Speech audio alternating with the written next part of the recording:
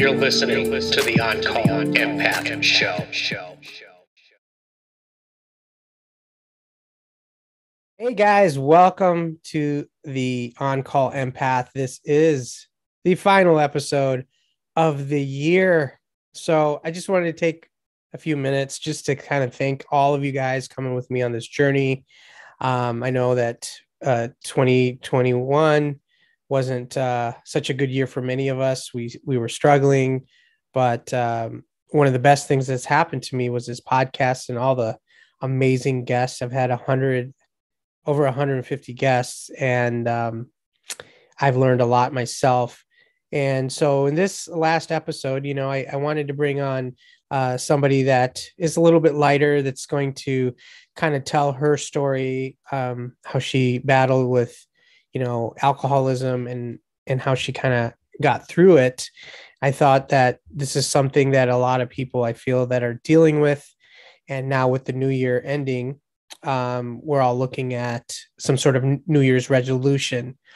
So I'm just curious on what you guys think about New Year resolutions and if it's effective. Because let's face it, I mean, they say that more than half the people that start a New Year resolutions ends up like breaking it, and they'll go strong for the first couple of months and then they'll drop off. So what is your thoughts on that? What has been your experiences in the past for starting New Year resolutions? My take is like when it's time to do something when you're ready. Obviously, the end of the year is a great starting point for many people, and there has been many people that have succeeded. But what has helped you? I'm wondering. Let me know in the comments. What do you think about vision boards and manifestation? Because these are some of the things that I use in my coaching with my clients. And they do wonders, writing stuff down, doing vision boards. I actually have stuff that I've written down from years ago. I've written checks to my own self.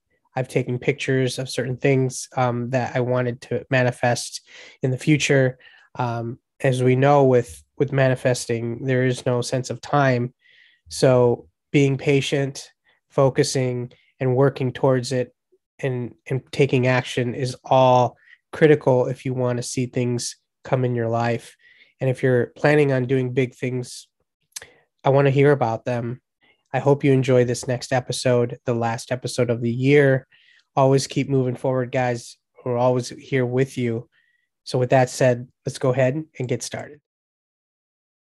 All right, guys, we are back for another episode of the On Call Empath. And this is a very special episode because it is the last episode of the year. My next guest, Gentry Jones. She is a sober mom. She has 4 kids, life coach, CPA, very entertaining on Instagram. I love the stuff that you're doing, the dancing, the content. I wish I can do all those moves, but yeah, you're definitely somebody I wanted to have on the podcast. How you doing today? I'm good. You're big on vision boards. It looks like. I was looking at your feeds yesterday. I'm big on them too. So I'm just kind of curious, like for all the audience members that are listening out there, you had showed a little sneak peek of your previous year of the vision board. And I want to ask you, does that work out for you? Like, what was your experience with that? Oh, I'm obsessed with the vision board. And I had some girlfriends over yesterday and we were talking about it. And I was like, it doesn't have to be like, some of it's going to be like, this is what I want to accomplish in this year. And some of it's going to be like, this is what I want to continue to work towards. Because I've had financial things on my vision board. Like I want to make 6 figures. I want to make I had that for like 3 years. I never hit the goal. Like it was like, but like, I want to get to a point where this is a reality, So like, yeah. So it was knowing that I probably wasn't going to hit it 3 years ago, and I would have hit it if I didn't quit my job this year, but it was something I continued to work towards. Like, this is something that eventually I'm going to meet this on my vision board. But I look at it every single day. It's in my closet above like where my underwear and socks are. So it's like something I'm grabbing at all the time. Yeah. And I everything on it has a purpose, has a reason, has like a meaning behind it. Like I know when I put like balance on there, it was what I was referring to, what I meant. And this year, actually, a lot of my vision boards in the past have been financially driven. Like I want to take over the controlling position, which I ended up doing. And they were financial goals. But this year, my vision for my vision board is a ship. So it's going to be about relationships. I've not like a yacht or anything like that. Like a ship isn't like the relationship as the relationships in my life have to be filled or I'll sink, kind of is like the theme I'm going with is like all of the things that are important are on my ship. And if I want that ship to get going, like, then I have to make sure I'm maintaining my relationships, because with quitting my job for this last year, I'm working as a life coach. I'm working part-time as a CPA. So I'm not as in the big role position that I was in 2020 and 2021. So it gives me an opportunity to show up for my kids a lot more. And at first I was very financially driven when I quit my job. Like, okay, I need to get more clients. I need to do this. And it's like, you know what? 2022 is just going to be about fostering the relationships, like first myself, then my kids, and then my clients. But it's not going to be financial. It's going to be relationship. Like, and with relationship comes a lot of things. You can reach out, maybe meet people. And that's how I kind of reached out to you, because a lot of the stuff you do, like, it makes me think as well. And that leads me to the next question is, I know you went through a lot with sobriety, and you got to a point now where you're kind of like doing your own thing. And it looks like you're doing a great job. For all those people that are out there, whatever addiction that they might be battling, and they're looking into 2022 and saying, this is it, this is going to be my year. What do you have to say to anyone that's listening, and how did you get to the point you are? I think that you have to hit a point, you have to never quit, but like I was trying to quit alcohol for 3 years, and every single time I gained tools in my toolbox, but alcohol was still the biggest tool that I had. So you have to keep filling that toolbox, keep filling those different ways to cope, keep filling the, like, going to the therapy, going to the AA, finding the tools that are going to fight against that tool. Because when we find ourselves in like a situation where alcohol used to be our go-to tool, it's hard to go back into that. So you have to give yourself time to build up that toolbox. And I had to get to a point, and I'm doing this in my relationship, like growth right now, as in like a romantic relationship, is you have to get to a point where you're going to start taking ownership for your own shit, like you have to stop co-signing it.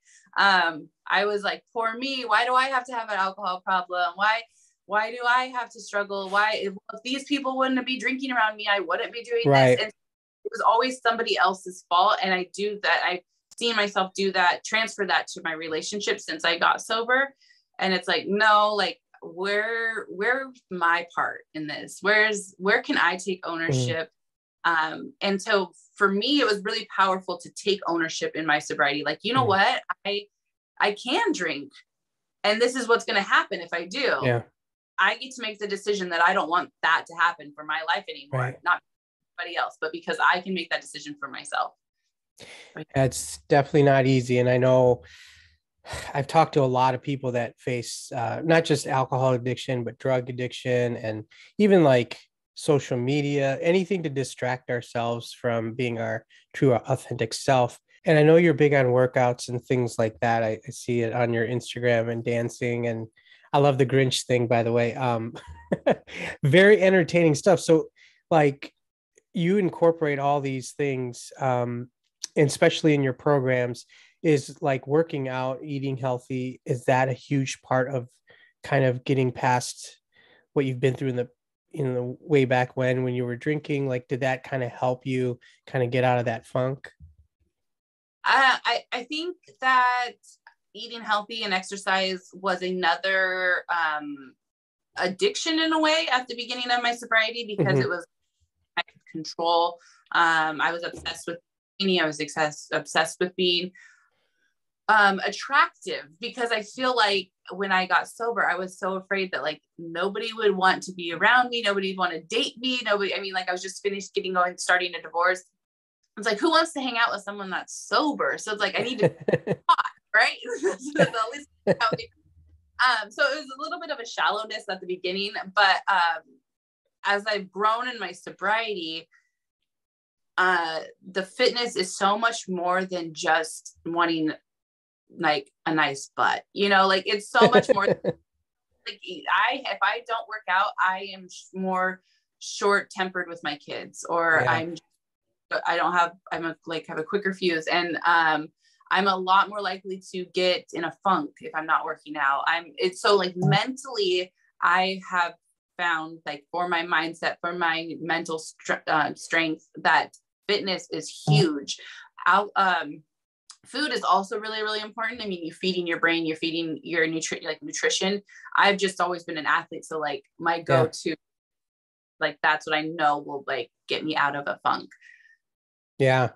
I mean, it totally makes sense. That's what kind of helped me get out of mine is if I don't exercise, I will feel it. And that's one of the things, movement. It doesn't have to be heavy exercise or CrossFit. You can go for a walk. You can, just movement alone definitely does something. And that's what I tell a lot of the people that I coach as well. So just kind of switching gears here. I know that you have a lot of things coming up in 2022. Can you just kind of tell us, like, if you can go back, like in a time machine before you became who you are today, what are some things that I guess you would tell yourself? And then I think people that are listening to this podcast, I'm sure they can resonate with that. But what is one thing that really got you in that path of sobriety where that was it? Like, because I know a lot of people, they try and then they fail and they try again and they keep failing. What was that one moment to you that was like, okay, I'm going to stick with this. I ain't going back. Like, do you remember that moment? Oh yeah. So the moment where I was done was, I had gone to a work lunch. We had drank on the work lunch. Yeah. I started to continue drinking. I started to freak out because I couldn't continue drinking. Ended up leaving and going to a gas station, getting more beer and just going home, not telling anyone that I left work. And I hit this point, and that wasn't my worst day. Like that was a bad day that more people kind of were like, what's going on in the Gentry? I've done worse things in my drinking. But I remember driving into my garage and just feeling like my kids, like there was no more options. Like, cause I always had this feeling of like, sooner or later I'll quit. Sooner or later I'll get this figured out, or like my kids are going to be okay. Like I can still battle this and they're going to survive. But I hit a point where it was like, where I really realized that my kids were either going to have to watch this train wreck and like fend for themselves, or something bad was going to happen and they weren't going to have me. And so I made, in that moment, I felt like if I continued drinking, I felt suicidal, and I thought if I drink again, I might do something I can't take back. Just feeling like I had no more options but to either quit or I was going to die. Like I finally accepted that, like, I'm going to quit or I'm going to die. And that was it. The next day I was like, I can't drink. I don't know I don't know what I'll do. And the next day and the next day. And I went to therapy and I went to AA every day for a good 60 days. And yeah. So somebody that's listening right now, I'm sure there's people right now with what we went through with 2020, 2021 with COVID. There's a lot of people that are depressed. And I know there's a lot of people that are struggling with addiction. I mean, it doesn't have to be alcohol, but we find our own ways to cope during stressful times. What can you leave us with for anyone that's listening that might be trapped and they've tried and then they failed? And I know you're a coach, so I'm sure you've helped a lot of people yourself. What is one piece of information that somebody after this podcast that they could just kind of feel good about going into the new year, because everyone tries to make that change right at the end of the year, where my philosophy is, if you're going to make a change, there's no better time than now. That's just me. But what is your take on that? Well, I think that the new year is a really powerful time to make those changes. I know the best time to do it is now, and we don't have to wait till the new year, but there's so much motivation going into a new year that to feed off of that motivation, like to definitely lean into what you're doing. But I like to always remind myself of like, what will I regret more?